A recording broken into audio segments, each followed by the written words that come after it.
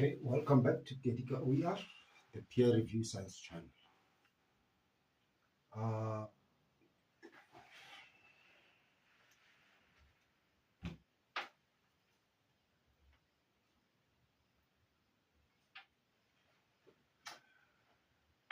this is the first part of the what we're going to call the CQ series, uh, which is to give enough information to help people write placement tests and matriculation, metric or upgrade mathematics, or even in a general sense. It's not limited to grade 11s can use it, even grade R can use it. So we're going to have to understand. So I've selected a topic of discussion, which is to discuss functions. Functions play a very central role in mathematics. They are everywhere. They describe certain phenomena that we may be observing. Could be an economic phenomena or biological or even physics. They are very central to mathematics. So to be efficient in dealing with graphs, on the other hand, are just pictures of these guys. They give us a visual representation of the functions. And equations are actually a way of solving functions. So all these principles are interconnected. I've put the graphs in the middle, but the equation and the function speak the same language, and we are going to demonstrate that. At the end of the day, you will be efficient with functions and the whole of mathematics. But to be able to do that, we need to introduce the Cartesian plane. What do we mean by a Cartesian plane? And my 2 cents of a Cartesian plane is, imagine you have a real world, right? We say it's a sphere, but we know it's not a sphere, and it's not flat, right? It's actually elliptical, but in 3 dimensions. So imagine a point in space, and we call this our space. Imagine a point in space, right? Or an object in space. Could be a bed, a stationary object. Could be anything. It could be a bed, it could be something that you observe in space. Could be sitting on the ground, could be anywhere. Could be another person. But we choose a point as an arbitrary point, right? In this 3-dimensional space. Maybe let's make it 3-dimensional so that we see the 3-dimensional part of it. Right?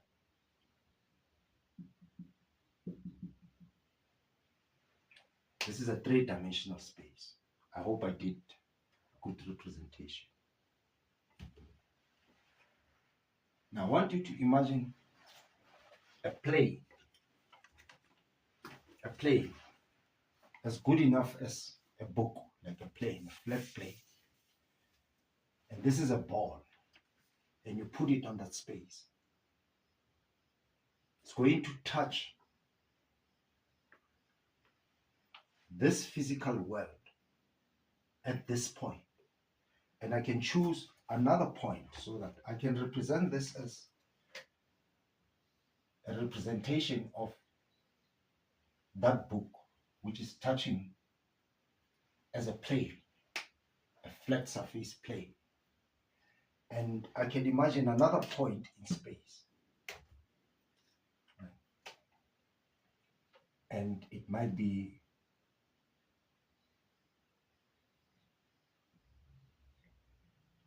touching this real space as a play.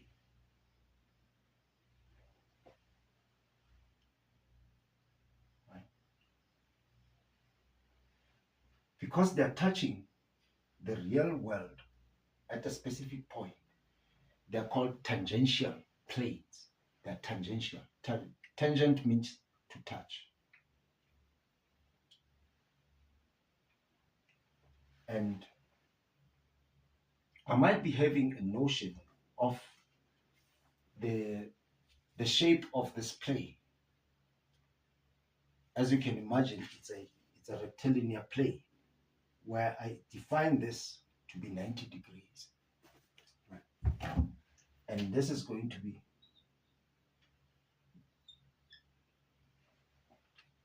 my representation of the plane. They're called tangent. Literally, they're called tangent spaces. Right? Now, this representation, I want you to imagine now that I'm not deleting these lines. I'm just making them to be there so that I can emphasize these two axes. These two axes. And I'd like to make the other one with a different color. I try to use as much color as possible.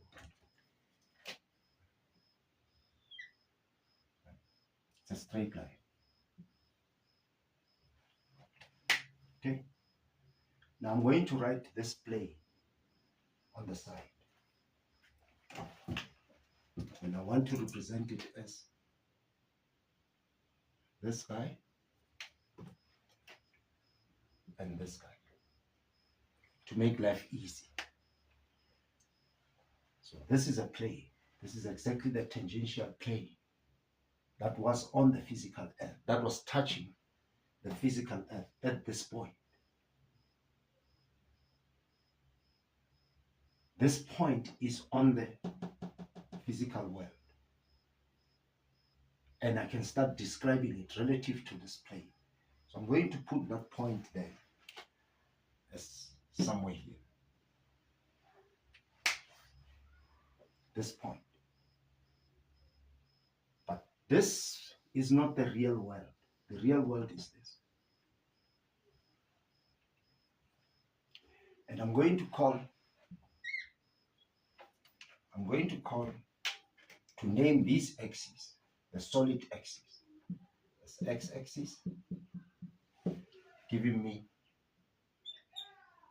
the x-axis and the y-axis.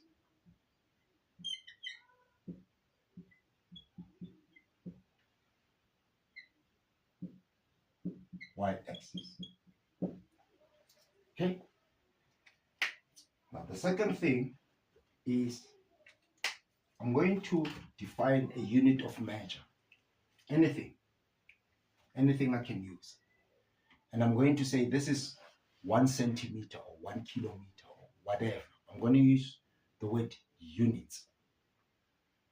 You can think of a centimeter, millimeter, whatever you're comfortable, as 1 unit. As you can see, I have a notion of numbers, and I graduate this axis with numbers. Exactly the size of this unit of measure. So I do the same here.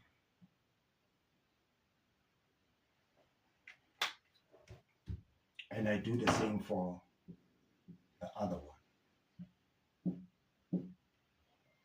And I call this 1 unit, and I bring another one 2 units, and I bring another one 3 units. Right. Now at that point, we need you to be here, which we call the origin, which is exactly where you are. And we call it the origin because that's where we're going to start measuring things from where you are. That's why you're going to start measuring things. In other words, you can tell me, and we do, of course, the graduation with this. you can describe where this object is relative to yourself in terms of your unit of measure. And you might say, well, you are a certain distance from this, which we may call 1.5 kilometers or centimeters, and 2.3 or 2.2, whichever this number is. But we're going to follow a system where whenever we talk about this point to describe its position in this plane, the tangential plane, we're going to start from the primary axis.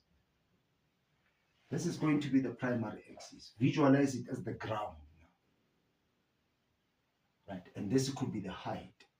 Say, right, as the ground. We're going to start measuring things from the primary axis, which we call the x-axis.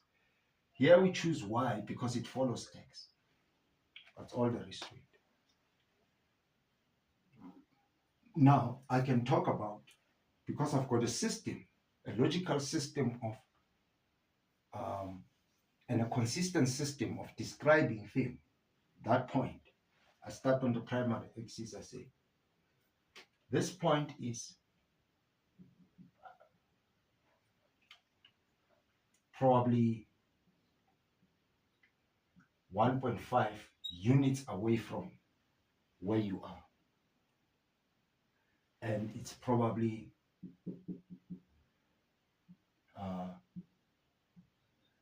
2.2, this point here, 2.2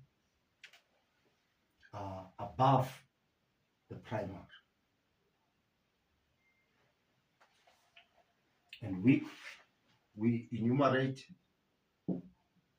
in that order. We label this point exactly in that order, starting with how far it is relative to the primary first, meaning this is going to be the x value and this is going to be the y value. And we call now this point a coordinate because of what we have done here. This is the first part of the what is now called Cartesian plane. It was a plane that came exactly from, it was a tangential plane that we constructed out of the earth. Now we can talk about things that are on the earth, but on the plane, you must be able to make that distinction. That whatever object is on the earth, I need to describe it using this plane, which is called the Cartesian plane, or the Cartesian system of coordinates. And indeed, we made the assumption that the plane was rectilinear. Therefore, these axes are 90 degrees from each other. That's the first part.